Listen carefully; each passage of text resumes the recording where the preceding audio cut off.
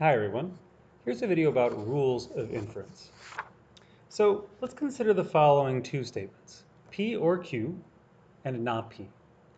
Assuming both of these statements are true, we can actually draw a conclusion. If we know that P or Q is true, that means that one of these disjuncts must be true. And if we know that not P is true, then that means P is not true, so Q has to be true. This is an example of a rule of inference called the disjunctive syllogism. If you know that P or Q and not P, then you can conclude that Q. Now, here's another example of a rule of inference, a famous one. If we have if P then Q and P, then we can conclude Q. That is known as modus ponens, a famous rule of inference. Now, how do we prove that rules of inference are actually true? Well, this is how. We want to show that if we know that P is true and we know that P implies Q is true, that we can conclude then that Q is true. What we're going to do then is we're going to show that this statement is a tautology. So we'll build a truth table. Now let's make one intermediate column here. And then, of course, we have at the end, the statement we're trying to show is a tautology. So true, true, false, false, true, false, true, false.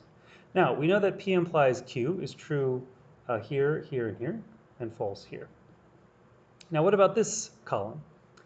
So P and P, if P then Q. So that's true and true, that's true. Q is true, so this is true implies true, this is true. Now, P and P implies Q, that's true and false. True and false is false, and if the antecedent is false, then we know that the conditional statement is true. So this is false, so false and true makes this false implies something, that's true, and then again, false and true implies that this is true. And so, sure enough, this statement is a tautology, meaning that if you ever know P and P implies Q, then you can conclude that Q. And this is the rule of inference known as modus ponens. So you can establish lots of different rules of inference, and I've given you some examples in your notes. But once you know these rules of inference, you can use them to prove certain statements. Like let's say that we have the following statements. P implies Q, R or P, and not R. We can actually prove then that Q is true. And so we're going to write a logic proof that is going to establish that if you know that these three things are true, then you can conclude that Q is true. So first we'll write down our givens. So P implies Q, that's a given. R or P, that's also a given. And then not R is a given. So those are the statements that were given to begin with, and we're trying to show that Q follows. Well, notice that right here we have R or P and not R.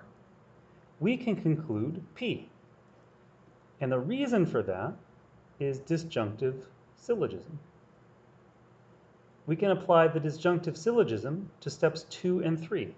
R or P, not R, and disjunctive syllogism gives us P.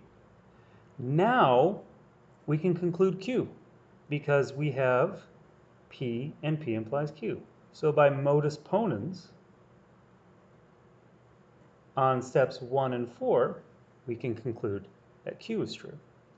So we can use these rules of inference to actually prove statements in a logic proof like this, where we provide statements and reasons. We'll be doing a lot of proofs with statements and reasons like this, and this symbolic logic proof is just a simple first example.